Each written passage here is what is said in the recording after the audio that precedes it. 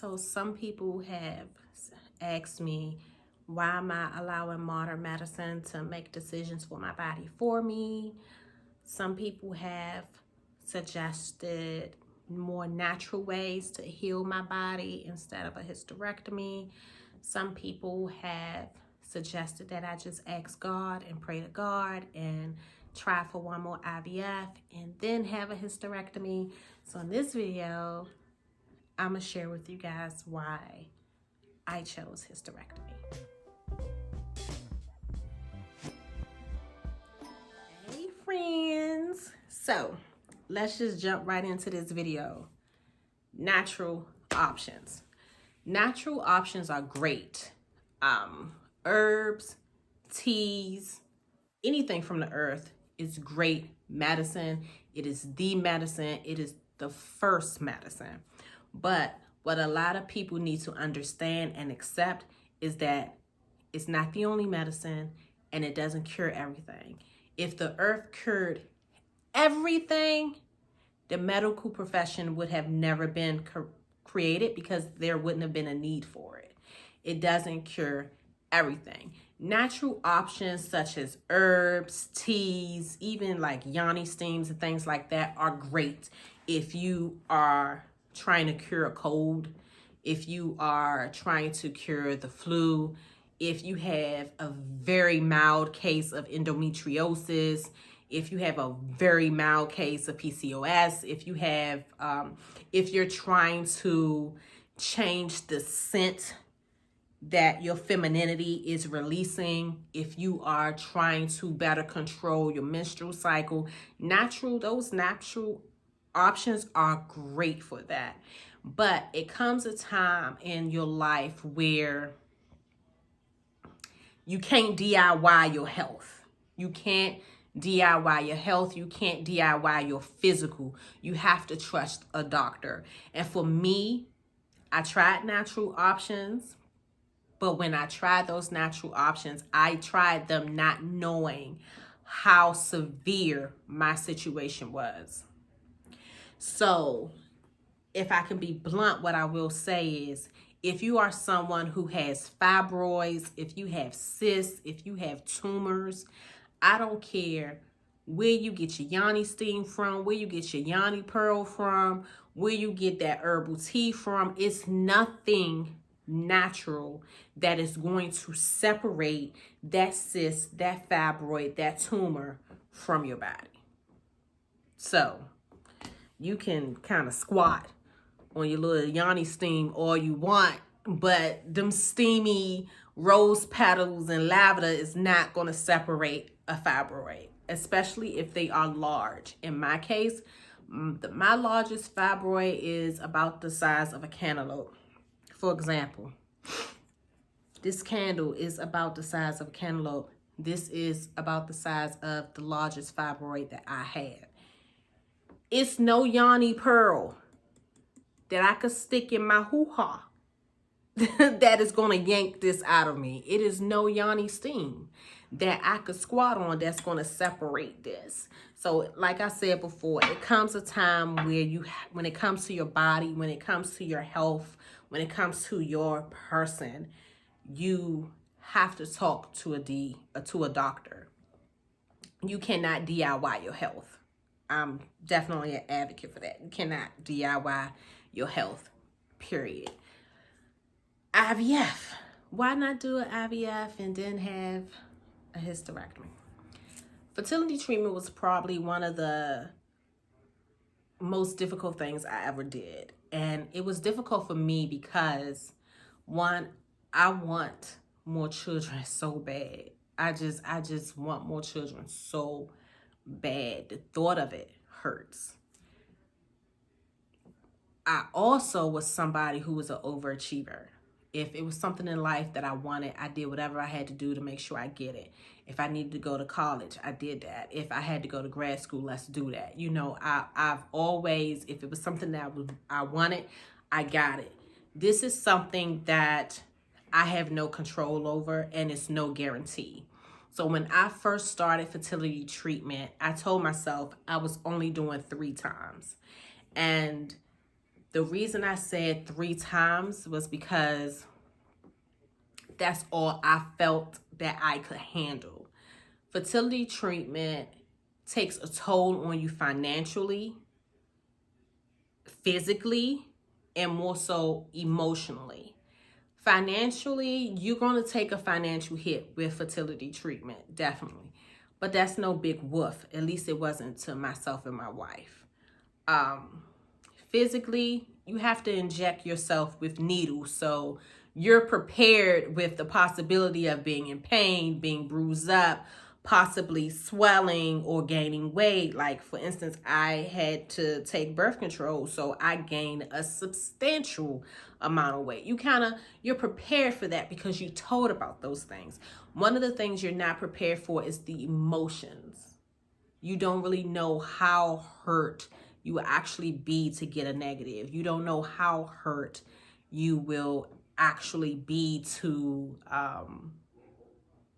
feel pregnant, because some of the side effects to some of the medications is pregnancy symptoms. You don't know how you will feel to feel pregnant and not be pregnant. No one understands how much pain it is to go through the whole fertility process, all of the injections, all of the doctor's appointments, the thousands of dollars, get pregnant and then miscarry. It's a painful place to be. So for me, and I recommend this to everybody else, you have to choose how much is too much. You have to have a stopping point. That might sound harsh, but if you don't give yourself a stop sign, you are going to keep going and going and going and going. And you're going to keep going with the assumption that all of the lights are green, when the reality is all of the lights in front of you are on red, all of the lights across from you are on green. So eventually you're going to get hit. How many times you want to get hit? So for me, it's not healthy for me to keep doing it over and over again, because the what if isn't the greatest. It's like, okay, what if we just do it just one more time, this 4th time, and it actually works? Yeah, but it's a possibility it'll work, but I have one tube that's open, but barely. It's kind of open like a winking eye. I have a crazy amount of fibroids surrounding the tuber. I have a very large fibroid on my tube. My tube, my fibroid, and my ovary is all attached to my uterine wall. It's like, yes, I can try again, but what is the possibility that it will be successful? And the percentage is very low. So why put myself and my wife through that financially, physically, and emotionally? If it doesn't make sense, I'm not doing it. So for me, doing another IVF did not make sense. Other people, I watch people, I'm addicted to some fertility IG pages. It's women who have done like 20 IVFs and then finally got pregnant.